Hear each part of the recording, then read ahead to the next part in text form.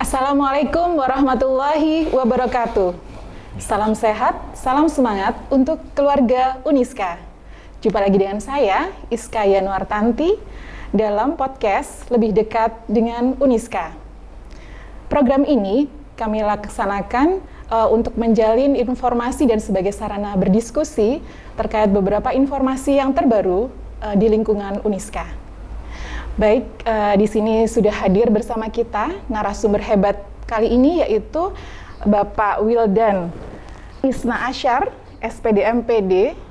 Beliau adalah Ketua Tim RPL Uniska, dan yang hadir di sebelahnya juga tidak kalah hebat narasumber kita, yaitu Bapak Ali Hasibuan, SHMH. Beliau adalah Wakil Ketua Tim RPL Uniska. Baik, sebelum kita mulai bincang santai kita di podcast kali ini, saya informasikan kembali bahwa pendaftaran mahasiswa baru Uniska masih dibuka di gelombang 3, di mana akhir pendaftaran akan dilaksanakan sampai dengan tanggal 16 September 2023. Ayo buruan mendaftar ya di Uniska. Baik, langsung saja kita mulai bincang santai kita. Di sini sudah hadir, bagaimana kabarnya Pak Wildan dan Pak Ali? Sehat semua ya? Alhamdulillah. Terlihat ini auranya sangat-sangat ini ya, semangat gitu ya, semangat sehat. Selalu semangat. Baik, Bapak, di sini kan kita sudah yang lagi dibahas di sini itu adalah rekognisi pembelajaran lampau. RPL. Itu mungkin kampus-kampus sudah pada punya ya produk atau program ini begitu. Mungkin di sini bisa Bapak mungkin nanti bisa sampaikan, kita diskusi bareng di sini ya terkait RPL ini. Kalau mungkin boleh tahu nih Pak, RPL itu apa ya? Terus gambarannya seperti apa begitu? Oke. Mungkin dari saya Pak Wildan dulu aja. Saya dulu aja ya. Silahkan. Terima kasih. Di sini karena mungkin saya ditunjuk ya sebagai Ketua Tim RPL Uniska. Saya menerangkan sedikit nih tentang RPL nih. RPL itu rekognisi pembelajaran lampau. Jadi artinya adalah kita ataupun nanti calon mahasiswa baru yang akan masuk ke Uniska, ini khususnya Uniska ya, itu akan diakui seluruh kegiatannya. Baik itu dia pekerjaannya atau mungkin pendidikan formalnya yang dulu D1, D2, D3, itu pun juga bisa kita rekognisi. Atau bahkan ketika dia mahasiswa DO misalkan, itu pun juga kita bisa rekognisi. Jadi sangat banyak sekali yang bisa kita rekognisi, termasuk juga bahkan kegiatan seminar, workshop, pelatihan yang pernah diikuti oleh calon mahasiswa. Jadi sebelum jadi mahasiswa nih, dia terus daftar ke kita bisa rekognisi. Tapi dengan satu syarat, harus ada dokumen legalitasnya. Berupa apa? Ya bisa berupa surat keterangan, bisa berupa sertifikat dan lain sebagainya lah. Itu nanti banyak sekali yang perlu yang bisa disertakan untuk menandakan bahwa dia itu sudah pernah melakukan kegiatan tersebut. Tapi ya memang harus sesuai dengan prodi yang dituju. Nah, mungkin itu yang pembukaan sekilas yang perlu saya utarakan lah sedikit nanti ya. Iya, baik, terima kasih Pak Wildan.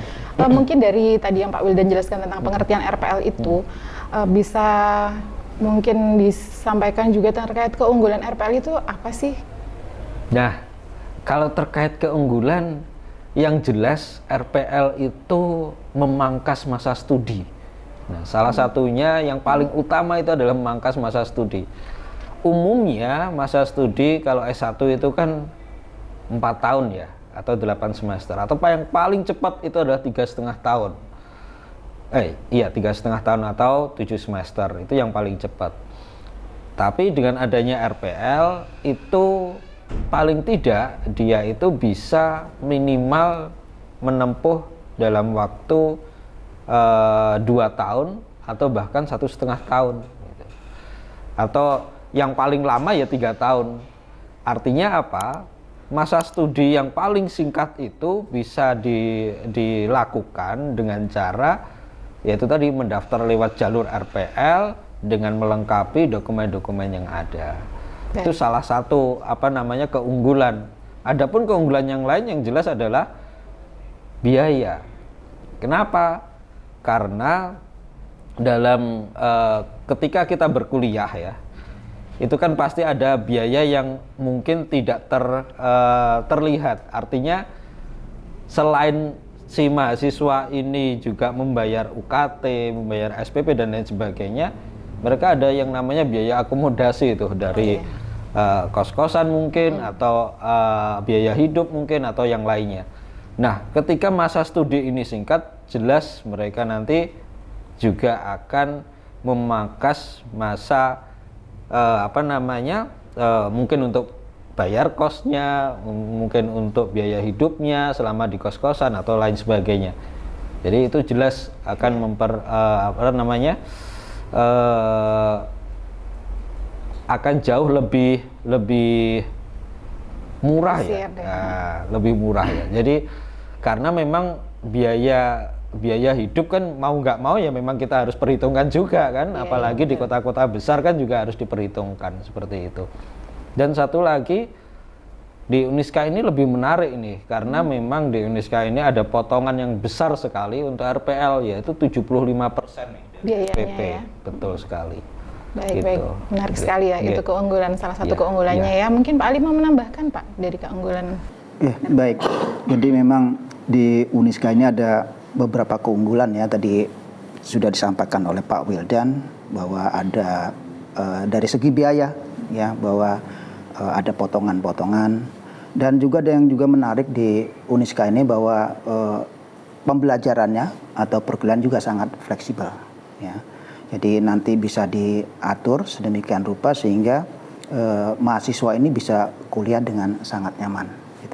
Kemudian selanjutnya juga ada kelebihannya juga di kuliah di Uniska ini melalui jalur RPL bahwa sebagian besar dosen di Uniska ini sudah bergelar doktor dan juga sudah ada juga sebagian yang sudah menempuh pendidikan doktor saat ini, sehingga otomatis dari segi kualitas Universitas Islam Kadiri ini jelas sangat memperhatikan. Wah, itu ya sangat menarik ya Pak ya, itu keunggulannya dari RPL Uniska.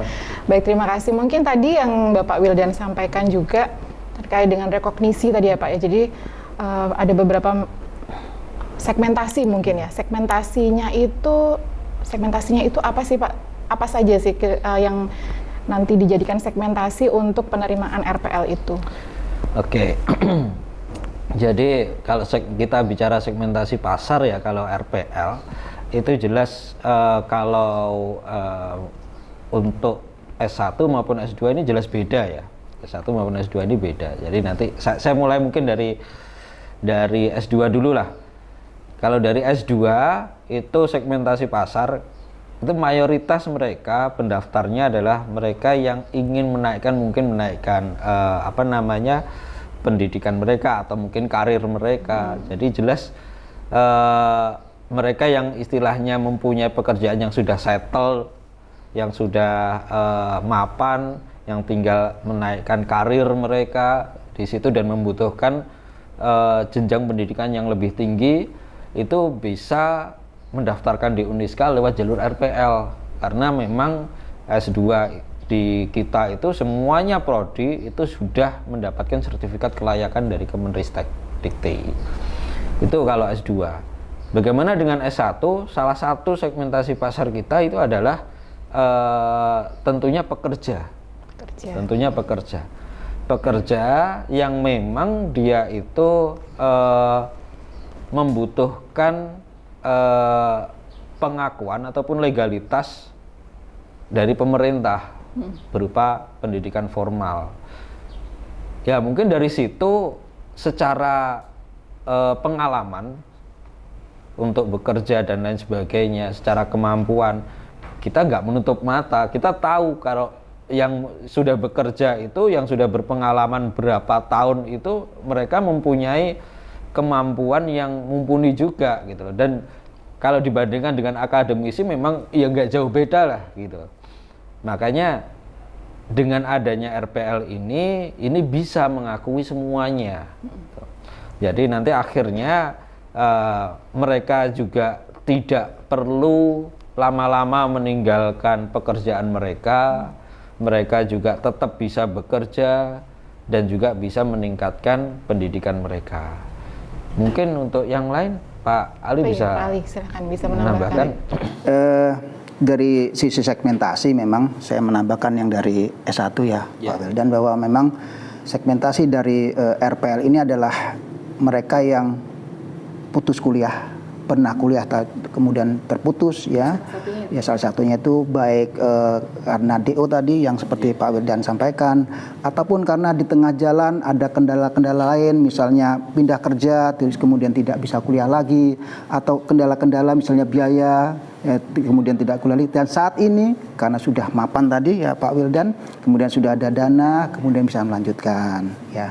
Kemudian mungkin ada mereka yang mempunyai keahlian ya, yang mempunyai kompetensi ya di bidangnya masing-masing yang mungkin belum diakui dari sisi akademis. Karena memang RPL ini salah satu tujuannya adalah mengakui kemampuan, mengakui kompetensi mereka yang di bidangnya masing-masing, kemudian diakui secara formal ya, secara akademis, sehingga nanti dapat dipergunakan dalam misalnya melamar pekerjaan ya, kemudian dalam segi prestasi mereka ya, dalam segi karir mereka, seperti itu. Okay, baik, terima kasih Pak. Saya mau menambahkan sedikit ya, cerita-cerita. Pak. Jadi kapan hari itu saya pernah diundang ke salah satu perusahaan ya, salah satu perusahaan, dan salah satu pemilik perusahaan, karena memang pemilik perusahaan ini ada 3 orang nih, ada 3 direktur. Jadi salah satu direkturnya itu mereka pendidikannya itu masih SMA dan lulusannya tahun 98. Jadi cukup tua. Tapi dari sisi kemampuan saya memang tidak bisa memungkiri bahwa sudah perusahaan memimpin perusahaan sebesar itu, bahkan buka cabang, gitu ya? Betul sekali. Buka cabang di beberapa kota besar juga, dan pastilah dari sisi kemampuan udah pasti terakui. Makanya dan lagi sempat beliaunya tanya apakah seperti halnya saya bisa diakui karena pendidikan SMA saya itu sudah lama sekali. Saya bilang ya bisa aja.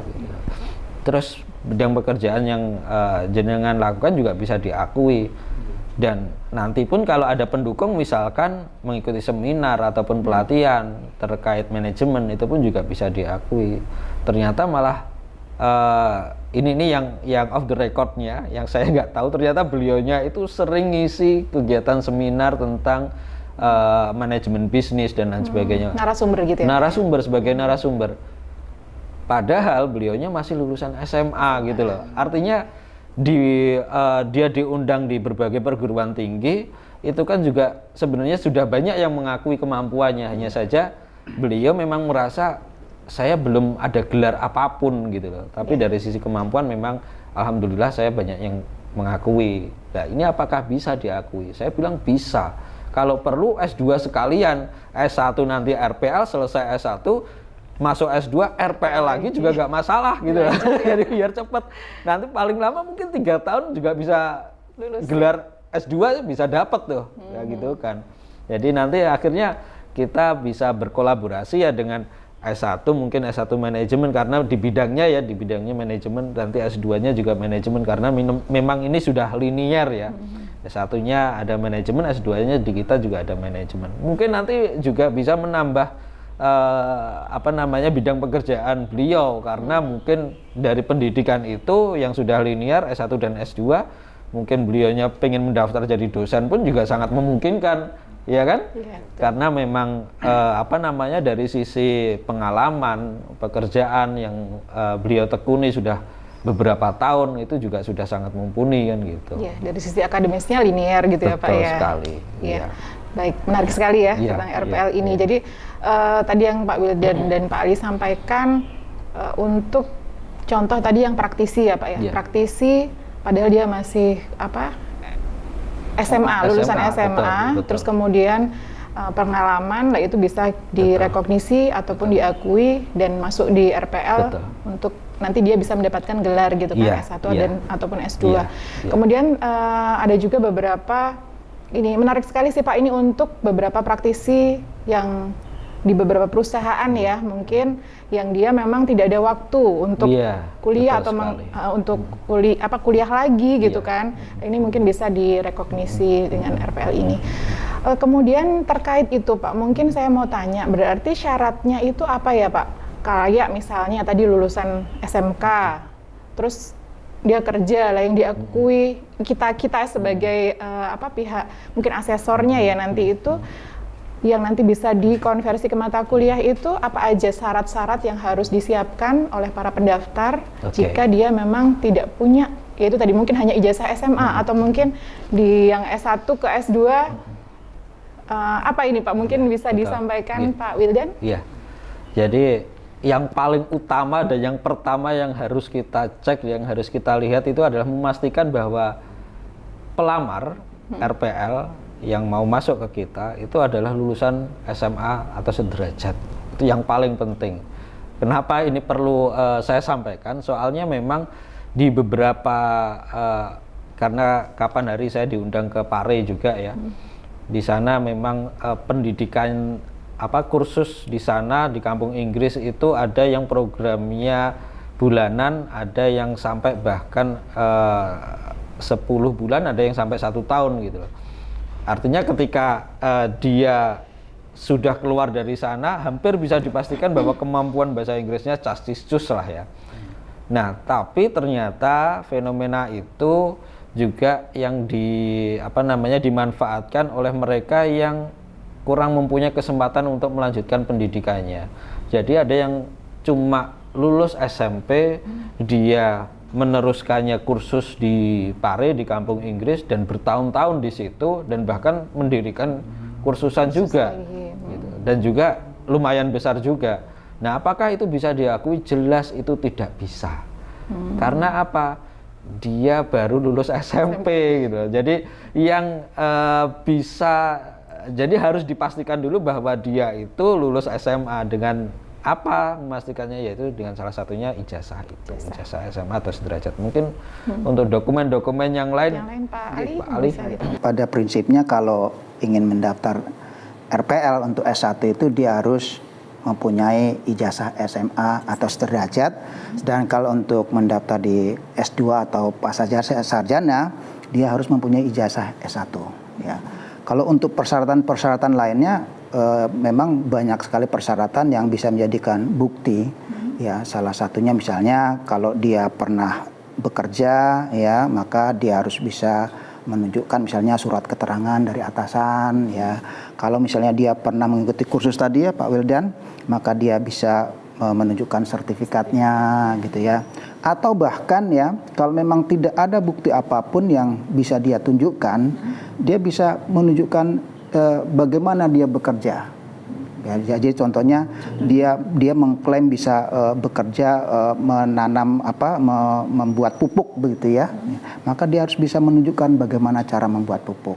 Wah, kalaupun itu tidak ada ijazah, itu sudah bisa juga. Karena kenapa di RPL kan ada namanya pendidikan informal, di mana pendidikan informal itu bisa saja didapat dari mana saja. Ya, kalau tadi Pak Wildan contoh dari pemimpin perusahaan tadi yang SMA itu dari pengalaman kerja. Kalau dari informal ini bisa dari pembelajaran yang di luar dari kursus-kursus atau dari pengalaman kerja, begitu. Iya, baik. Ya, terima kasih Pak Ali, Pak Wildan. Kemudian kalau untuk pilihan prodinya Pak, program studi apa saja sih yang bisa nanti dari mungkin keluarga Uniska atau sahabat-sahabat Uniska semuanya itu yang di luar sana yang pengen mendaftar, pilihan prodi apa saja yang bisa menerima pendaftaran untuk rekognisi pembelajaran lampau ini? Oke. Jadi untuk RPL ini memang eksklusif ya. Saya bilang eksklusif karena memang tidak semua universitas bahkan dalam satu universitas itu tidak semua prodi itu bisa menyelenggarakan gitu loh.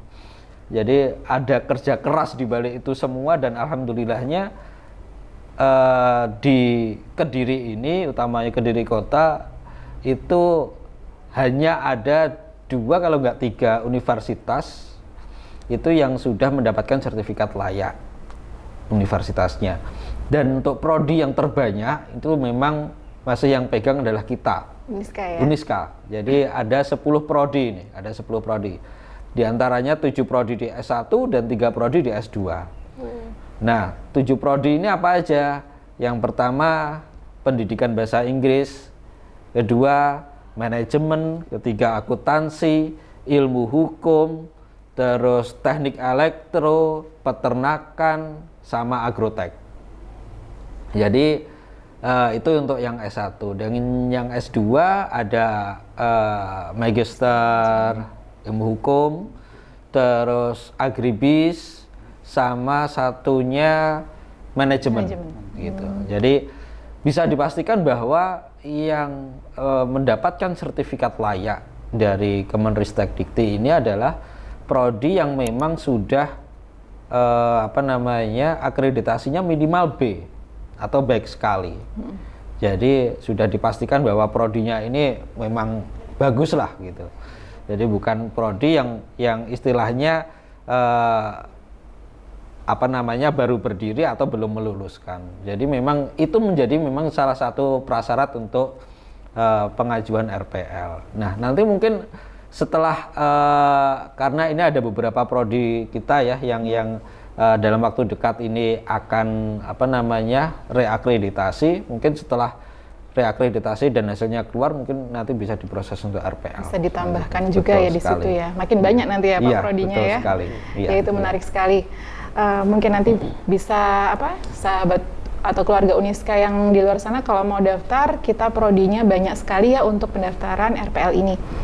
Terkait ini Pak, mungkin saya mau melanjutkan proses atau alur pendaftarannya bagaimana? Mungkin Pak Ali atau Pak Wil? Pak Ali, silakan. Baik. Ya.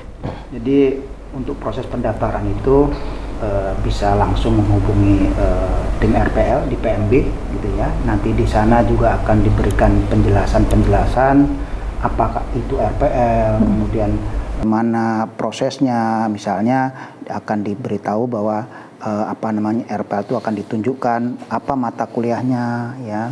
Kemudian tapi yang pertama itu harus mengetahui dulu kemana dia harus tujuannya, ke prodi mana, misalnya ke prodi hukum atau ke prodi FKIP atau ke mana, itu nanti akan diberi pengarahan di sana. Nah, kemudian setelah tahu kemana tujuannya, ya kemudian akan diarahkan apa syarat-syaratnya, ya. Kemudian nanti juga akan selanjutnya dia akan syarat-syaratnya akan dipenuhi. Kemudian setelah memenuhi persyaratan itu nanti akan kita asesmen. Apakah persyaratan-persyaratan tadi itu bisa kita akui sebagai SKS atau satuan kredit semester. Nah, setelah nanti kita akui, nah selanjutnya nanti calon ini bisa menyelesaikan administrasinya dan kemudian bisa melanjutkan perkuliahan di Universitas Islam Kediri. Begitu. Baik. Berarti memang ini ya, dari persyaratan tadi yang masuk itu memang butuh waktu ya Pak ya, untuk nanti dikaji dulu mana yang bisa diakui, dengan nanti kita juga ada tim asesor ya di situ ya Pak ya, untuk menganalisa itu, baru nanti disampaikan kembali terkait dengan berapa SKS yang nanti akan diakui dan dilanjutkan gitu ya. Pak William mau menambahkan? Saya mau menambahkan terkait itu ya, secara teknis ketika si calon mahasiswa itu akanlah mereka berhalangan untuk datang ke kampus gitu. Oh iya. Jadi nanti bisa menghubungi nomor admisi ya. Nanti kita akan membuat grup khusus calon mahasiswa baru, dan itu nanti akan ada BIMTEK di situ. Ada BIMTEK pendaftaran, dan nanti akan kita bimbing untuk pengisian formnya mulai dari form 1, form 2, form 3, dan dokumen apa aja yang perlu dipersiapkan. Kita semua nanti akan bekerja sama dan akan benar-benar membantu mendampingi si calon mahasiswa tersebut. Dan mereka bebas untuk konsultasi, dan itu pun gratis, nggak dipungut biaya. Artinya katakanlah nanti ini dokumennya belum siap nih, ini saya mau menunda pendaftaran nih, ya monggo silahkan, nggak masalah. Apakah perlu ada pengganti untuk BIMTEK-nya? Nggak perlu ada. Jadi yang paling penting adalah informasi ini bisa tersampaikan. Kalau misalkan nanti ada yang kurang di kemudian hari mau melengkapi, karena kita itu akan buka setiap semester. Jadi pendaftaran akan kita buka setiap semester. Jadi nanti misalkan mau daftar di semester ini ternyata persyaratannya ada yang kurang nih, dan waktunya juga sudah mepet mau tutup nih. Ya udah, nggak apa-apa, disiapkan, sambil disiapkan nanti kalau sudah siap kapanpun nanti bisa daftar. Nanti masuknya semester berikutnya. Betul, gitu ya. masuknya di semester berikutnya. Jadi gitu. tidak perlu khawatir gitu ya, Iya, Pak ya. iya. Karena untuk pendaftaran itu fleksibel juga Iya, ya. Tadi sangat kita keunggulan fleksibel. kita kan fleksibel ya, Pak Iya, ya. iya, Jadi iya. kita memang sangat fleksibel. Mungkin nanti dari keluarga Uniska yang lain bisa juga untuk pendaftaran nanti kita sampaikan juga, atau mungkin ke medsos kita ya di PMB Uniska, Twitter ya, Twitter PMB Uniska, kemudian di Facebook pembagian pemasaran Uniska. Di situ nanti silakan di-follow juga beberapa media sosial Uniska yang lain, Uniska Kediri Official, dan juga di situ ada Instagram kita.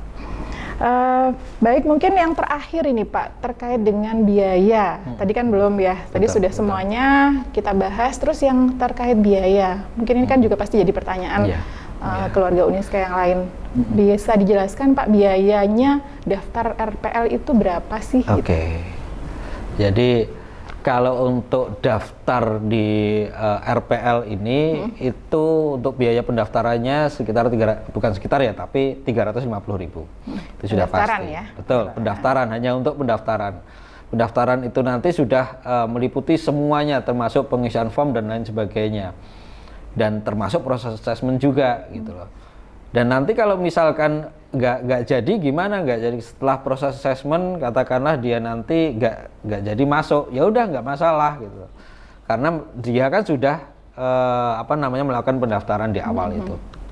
Nah selain itu nanti setelah ada proses assessment dan nanti rekognisinya sudah keluar, berapa banyak mata kuliah yang akan direkognisi, berapa banyak SKS yang akan diakui, nanti baru akan keluar tagihannya. Nah, seberapa besar tagihannya?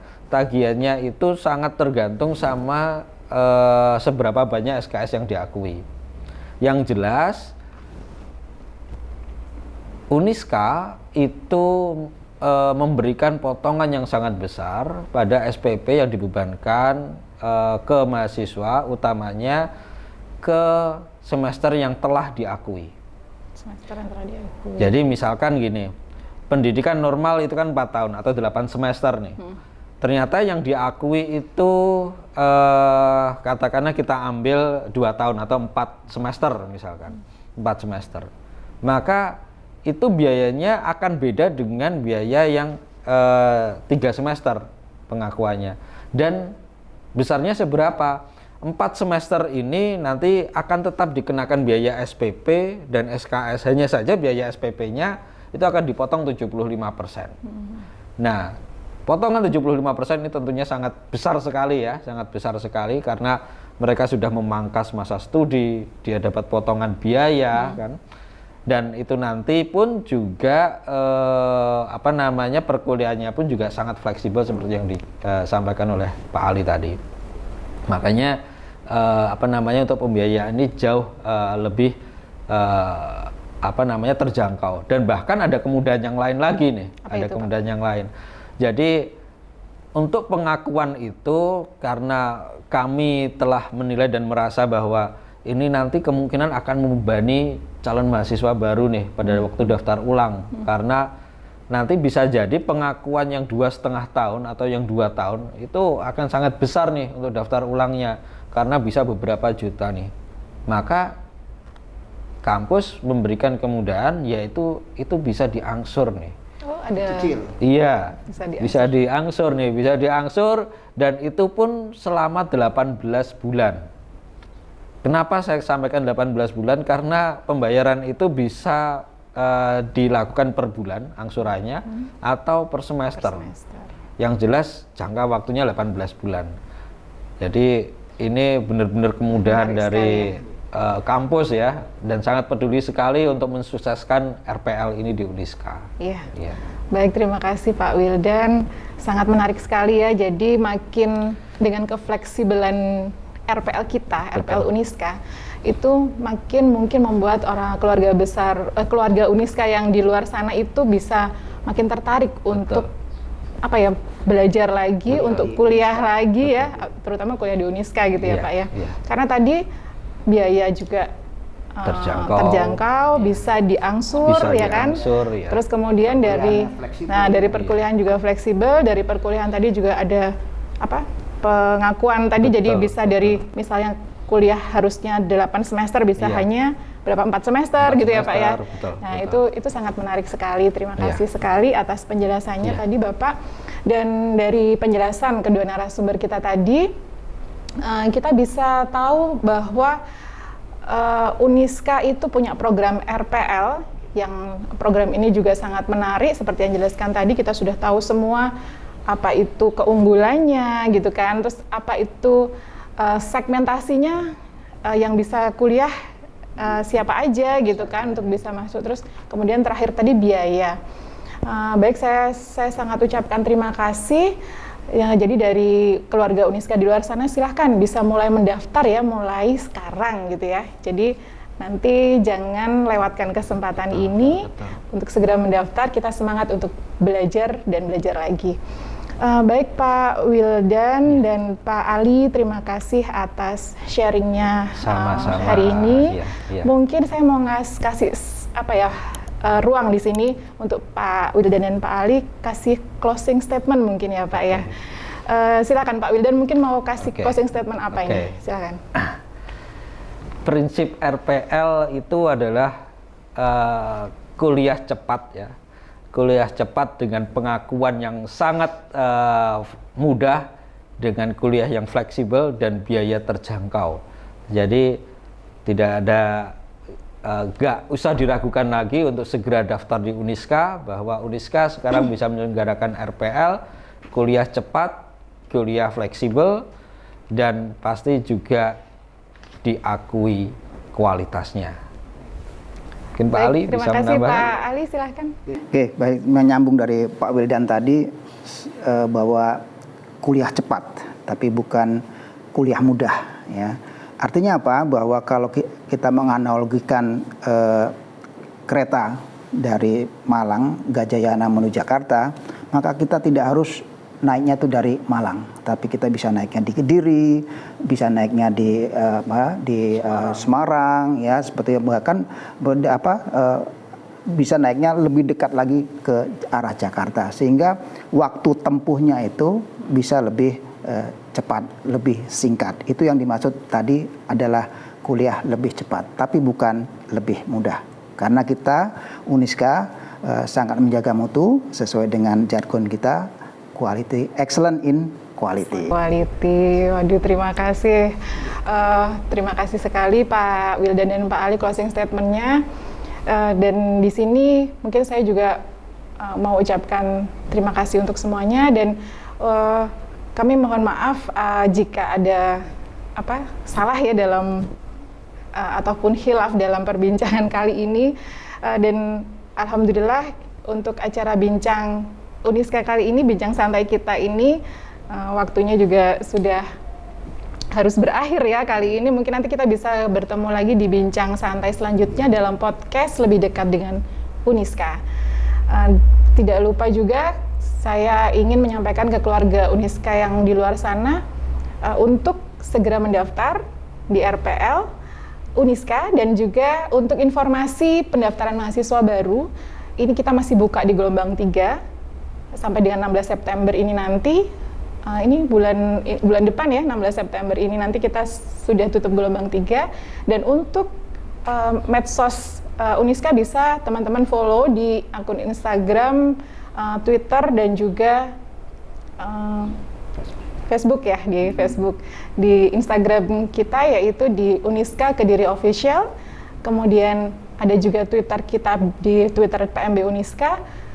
Silahkan nanti follow semuanya medsos kita. Baik, terima kasih sekali lagi kami sampaikan kepada dua narasumber kita kali ini. Saya Iskaya Nurtanti mohon undur diri. Terima kasih atas perhatiannya. Salam sehat, salam semangat, tetap sehat, tetap semangat. Assalamualaikum warahmatullahi wabarakatuh. Waalaikumsalam warahmatullahi wabarakatuh.